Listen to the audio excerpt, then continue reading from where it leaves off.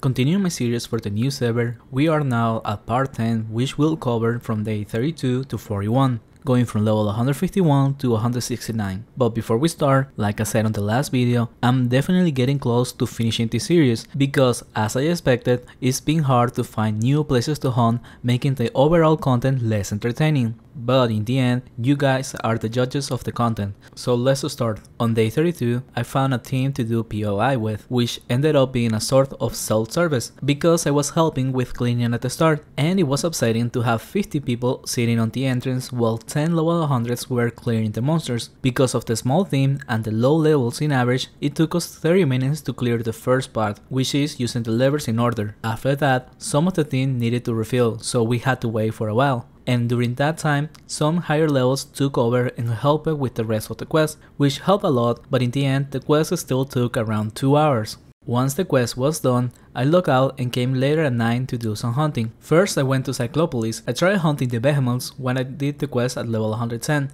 but it ended up feeling too hard for my level, so I wanted to test it out now that I was higher, and if it ended up being good, I could do the tasks for them. But after 20 minutes of hunting, the average raw experience was of 600k, which is pretty low for this level. The only benefit to hunting here will be to do the task, or if you wanted to farm some behemoth fangs. At this point in the new server, they are over a 10k each, which makes the spawn profitable. Also, the behemoth claws sell for over 20k, since not many people are farming behemoths.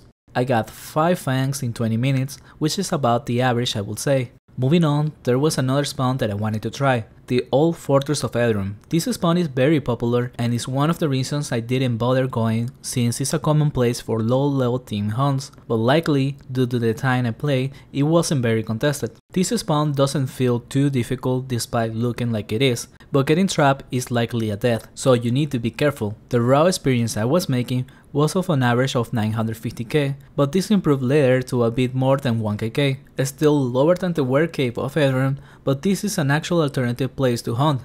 So I finished the day at 153 hunting here. For the next day, I had a prey for lizard chosens, which makes the experience much better, and the sound helmets are still very expensive, so I wanted to try and loot one. But I also wanted to test using a charm, since this is a monster I already unlocked. But by the way, despite mentioning I got 700 charm points on the last video, I forgot to show the monsters I unlocked for that, so here's the list. And I used 600 of those points to get one. This is not a charm I recommend if you team hunt often, as the common creatures to hunt at this level are the specters, which are immune to physical damage, so going for an elemental charm is always going to be better. Either freeze or sap is the better choice. However, since I only solo hunt, it's not a big deal, and charms this early on are usually not very helpful. And on this test hunt I didn't notice any difference, to be honest. It improved just a tiny bit. What actually made a difference was adding a third room. On my previous hunts I only did the 2 big rooms to the north, but now that I had more levels and even a charm, my killing speed was higher, so I was overkilling. Adding the third room in the middle improved the raw experience from 800 to 900k, and with the prey and green stamina it was around 1.9kk. I got 2 levels and ended the day at almost 156. On day 35, I started by doing the Ape City quest to unlock access to Vanuda and also the Forbidden Lands, because I still had the task for the behemoths and there is another behemoth spawn there. But after trying it out, it ended up being worse than Cyclopolis. I think the respawn rate is a bit too slow, especially on the first floor. I wouldn't have a full respawn when getting back there. Because of this, I couldn't break past 600k of raw XP. The amount of behemoth kills was about the same, minus the extra random monsters of Cyclopolis, so it ended up being worse in every aspect. I did get a bit more lucky with the behemoth fangs, getting 7th in 20 minutes of hunt, but that was it. I didn't feel like playing much this day, so after this test hunt and getting 156, I logged out. On days 36 and 37, I only hunted the Were Cave of Edrum, going from level 156 to 162. On day 38, I had a vicious squire prey, so I went back to the Old Fortress. On my first hunt, I got pretty lucky with the drops, almost going positive on the analyzer, but when I came back there was a team hunting on the first floor. So I took the chance of testing out the second floor, which is smaller but with a high density of monsters and overall harder to hunt. especially for a mage, because there is even less room to move. So I was curious of how it would go, but was also ready for a potential death, but I didn't die, and it ended up being doable. It was way harder to hunt, but it was still doable.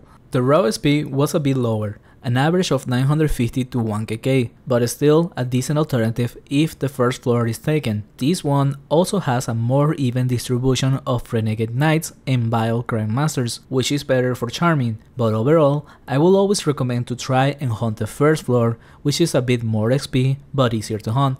I hunted for about 1 hour and a half, getting to almost 164 and logged out.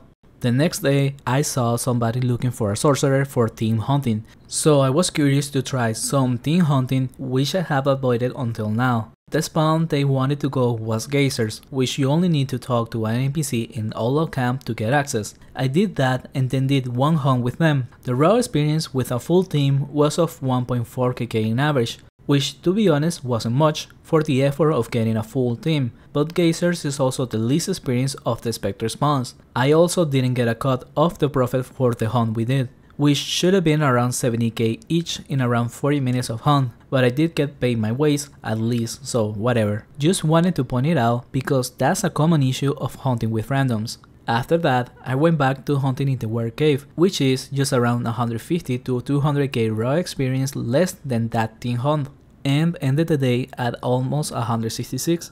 For day 40, I went to try a very old and forgotten spawn, the Warlocks of Demona. This spawn is located in Carlin, and after following a very confusing maze that took me 12 minutes, you finally get to the spawn.